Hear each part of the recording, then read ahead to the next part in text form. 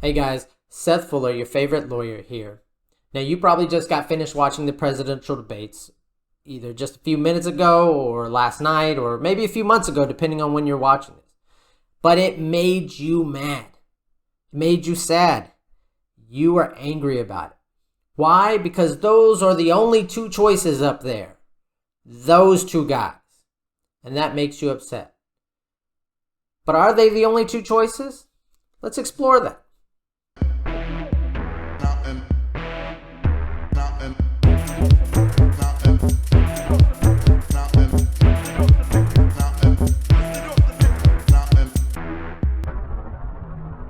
Okay, so it's probably something you've discussed and thought about for the last couple months and are definitely going to only discuss and think about it for the next till November. These are the only two choices. Well, why is that? Why are these only guys the only two choices? Is that true?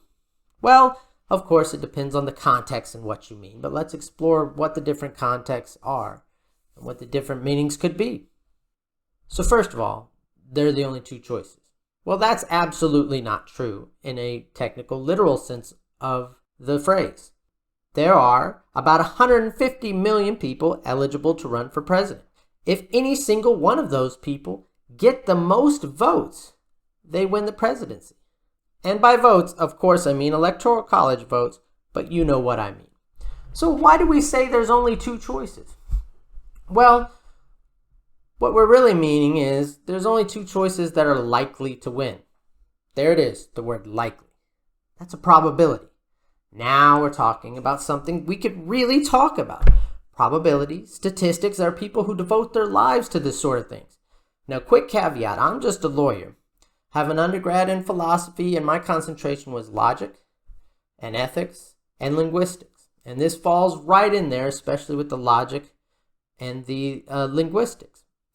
I'm no mathematician. I can't understand the probabilities, except at a very, very general level. But let's explore this topic anyway. So, we know you have more than two choices. You really practically have about 150 million choices. Why do we keep talking? What do we mean when we say something like, one of these two people is definitely going to win? What do we mean when we say that? Let's say you went to a statistician who is totally ignorant about the voting laws, the voting system of America. And you said, what are the statistical possibilities of any given person winning this presidential election? He would say, well, how many people are eligible? And you say, well, about 150 million people could be eligible. And he goes, well, on the day of voting, are any of them, can you vote for them? And you say, yeah, you could write their name in. He goes, okay, well then 1 in 150 million people. And you go, hey, listen, Poindexter, egghead, you don't know what you're talking about. There's a lot of other factors. And he'll go, okay, well, if you give me those factors, maybe I can work out the math.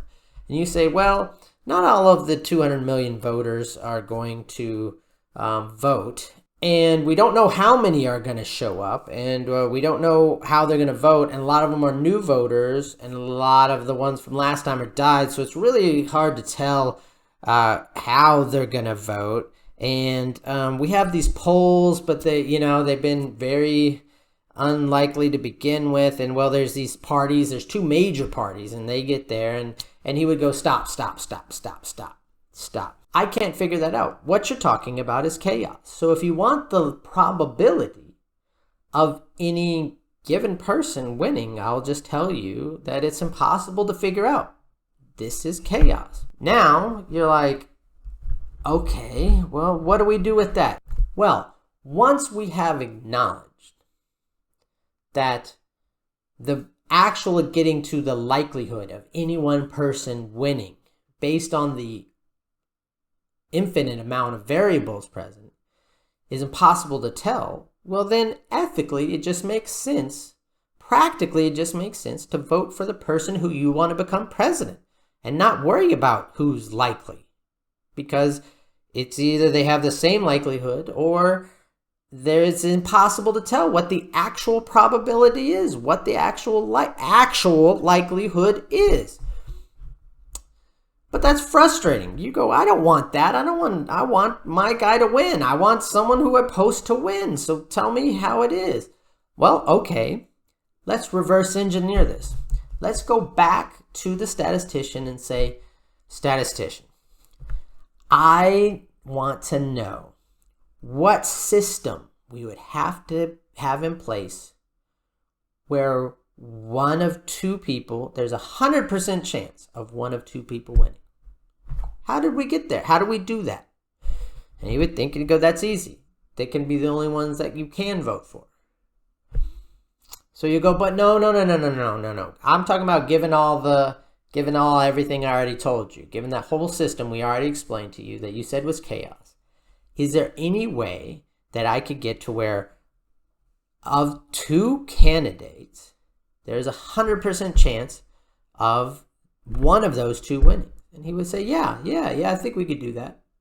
The way you would do that is you would have to somehow have a system that convinces every single person that those are the only two choices. That there is a 100% likelihood that those two people will vote. Then they'll definitely vote for one of those two people. And there we are. And here we are. The only way, statistically speaking, that you, in a system where 150 million people are eligible to vote, and if any of those people get the majority vote, they win. The only way we get from that system to 100% likelihood that one of two people are going to win is by convincing everyone that it's a 100% statistical possibility that one of those two people would win. Do you see the trick there? Do you see what we've been convinced? Yes, either the Republican candidate or the Democratic candidate are going to win. Why? Because they're the only ones who we think can win. Well, why do we think they're the only ones who could win?